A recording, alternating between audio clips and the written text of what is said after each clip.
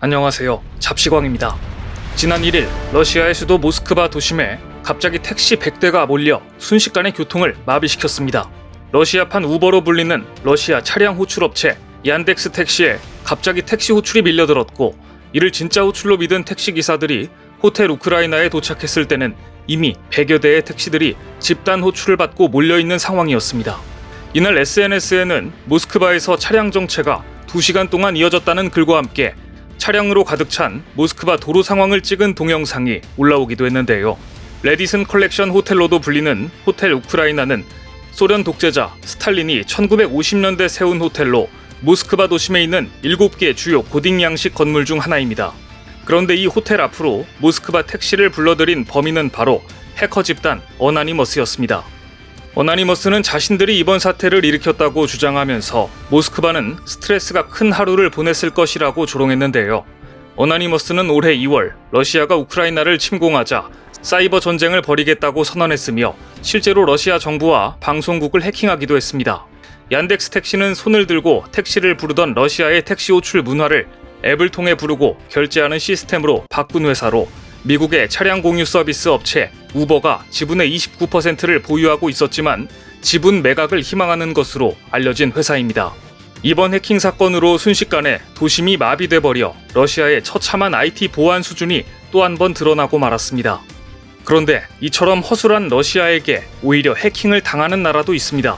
IT 보안 허술에 있어서는 러시아 못지않은 나라, 바로 일본인데요. 지난 6일 일본 정부가 야심차게 신설한 디지털청의 행정정보 포털 사이트 eGov는 분산 서비스 거부 디도스 공격을 받아 한동안 먹통이 되고 말았습니다. 비슷한 시간 일본 총무성 소관의 지방세 포털 사이트도 사이버 공격을 받아 불통이 됐는가 하면 나고야항 관리조합 사이트와 일본의 SNS 서비스 믹시 역시 시스템 장애가 나타났습니다. 이렇게 일본 정부와 민간의 포털 사이트를 사이버 공격으로 마비시킨 범인은 친러시아 성향의 해커 그룹인 킬넷이었습니다. 킬넷은 디도스 공격이 시작된 오후 4시 30분쯤 텔레그램에 일본의 전자정부와 세무당국의 시스템을 공격했다는 게시글을 올려 자신들의 솜씨를 자랑했습니다. 킬넷은 러시아의 우크라이나 침공 이후 우크라이나를 지원하는 나라의 정부 사이트에 사이버 공격을 가해왔는데 이번에는 일본 정부가 타깃이었던 것입니다. 안 그래도 IT 후진국인 일본은 해커 집단의 공격에 속수무책이었습니다. 이렇게 사이버 공격은 물론이고 현실에서도 최근 일본에 대한 러시아의 공세가 심상치 않습니다. 요즘 푸틴은 공개적으로 일본이라는 국가에 대해 모욕적인 발언을 거침없이 하고 있습니다. 지난 5일 푸틴 러시아 대통령은 러시아 극동부의 캄차카주가 일본보다 동쪽에 있기 때문에 해뜨는 나라는 일본이 아니라 러시아다라며 일본에 상당히 도발적인 언급을 했습니다. 일본 매체들이 푸틴의 발언을 일제히 보도하자 일본 국민들은 러시아와 서방에서 해뜨는 나라라는 문구는 일본의 별칭으로 이해되고 있다는 것을 잘 아는 푸틴의 이 발언이 분명 일본에 대한 도발이라며 분노하고 있습니다.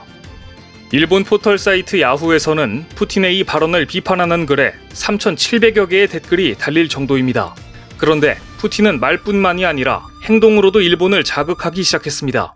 얼마 전 러시아 정부가 공식 법률 게시를 통해 일본 정부와 체결한 쿠릴열도 방문 간소화 협정 2건을 철회한다고 발표하자 일본 국민들은 깜짝 놀랐습니다. 하나는 쿠릴열도와 일본 간 여행 비자 제한 철폐에 합의한 협정이고, 다른 하나는 쿠릴열도 남단 4개 섬에 거주했던 일본 주민이나 그 가족들이 이곳을 무비자로 방문할 수 있게 한 협정입니다. 이미 지난 3월 러시아 외무부는 일본에게 쿠릴열도 남단 4개 섬에 대한 비자 면제를 종료할 계획이라고 엄포를 놓았었는데 엄포가 아니었다는 것을 증명해 보인 것입니다. 아예 러시아 하원 국제문제위원회 위원장은 이번 조치는 일본 정부가 불법적인 제재 압력을 가하고 서방의 러시아 혐오 정책에 동참한 데 따른 대응 차원이라고 못 박았습니다.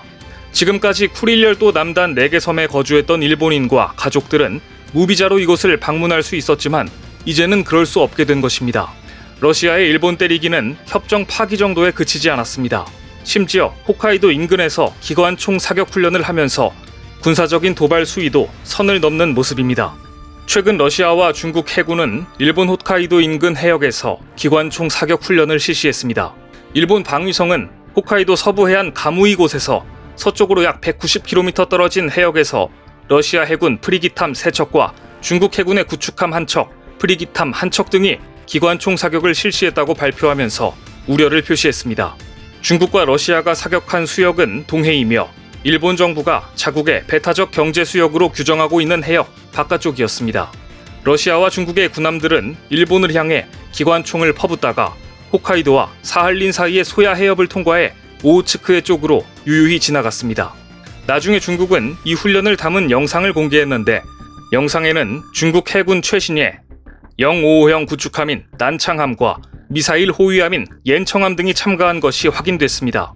난창함에는 중국과 러시아 국기가 나란히 걸려 있었습니다.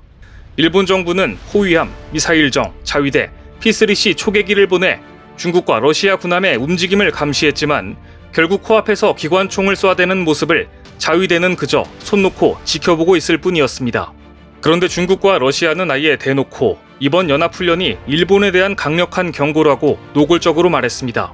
중국 관영 환구시보는 지역 트러블 메이커를 저지하기 위해 중러 평화수호 훈련을 실시한다라는 제목의 기사를 통해 일본이 미국을 맹목적으로 추종하고 미국의 러시아 및 중국 제재에 도움을 주고 있어서 중러가 공동으로 대응한 것이라며 특히 러시아와 중국의 연합훈련의 주제는 반격이라고 언급했습니다.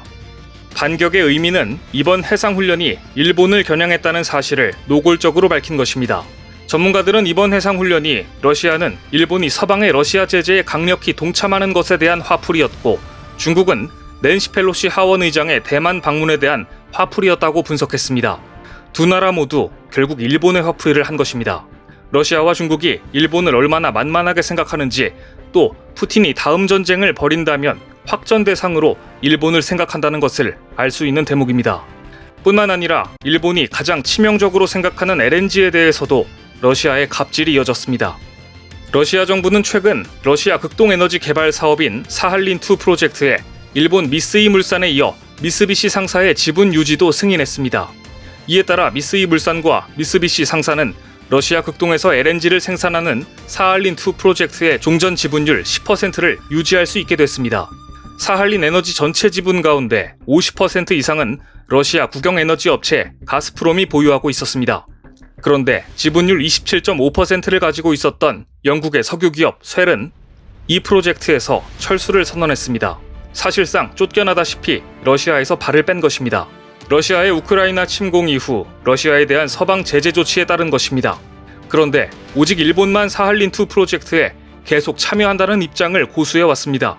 작년 기준으로 일본은 LNG 수입의 8.8%를 러시아에 의존했고 수입량의 대부분은 사할린2 프로젝트에서 생산된 것이었습니다.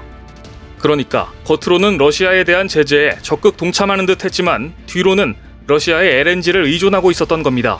그만큼 일본의 에너지 위기가 얼마나 심각한지를 말해줍니다. 아사히 신문은 미쓰이 물산과 미쓰비시 상사의 사할린2 프로젝트 지분율 유지와 관련해 안도의 한숨을 돌리면서도 러시아가 언제 말을 바꾸어 일본 기업을 내쫓을지 모른다며 불안감을 감추지 않았습니다. 일본 언론들조차 사기를 당했다는 사실을 인정한 것입니다. 전문가들은 지금 당장은 일본이 사할린 프로젝트의 지분을 유지했지만 러시아가 일본의 돈만 일단 받은 뒤 온갖 트집을 잡아 LNG 공급을 끊을 것이라는 게 중론입니다. 그 근거는 영국 석유기업 쉘의 철수입니다. 일본보다 더 많은 지분을 가지고 있던 영국의 석유기업 쉘이 발을 뺐다는 것은 LNG를 공급받을 가능성이 거의 없다고 봤다는 것입니다. 결국 일본은 러시아의 돈만 뜯기고 LNG를 받지 못하는 최악의 상황에 처할 가능성이 아주 높아졌습니다. 오늘 준비한 소식은 여기까지입니다. 댓글을 통한 여러분들의 많은 의견 기다리겠습니다. 시청해주셔서 감사합니다.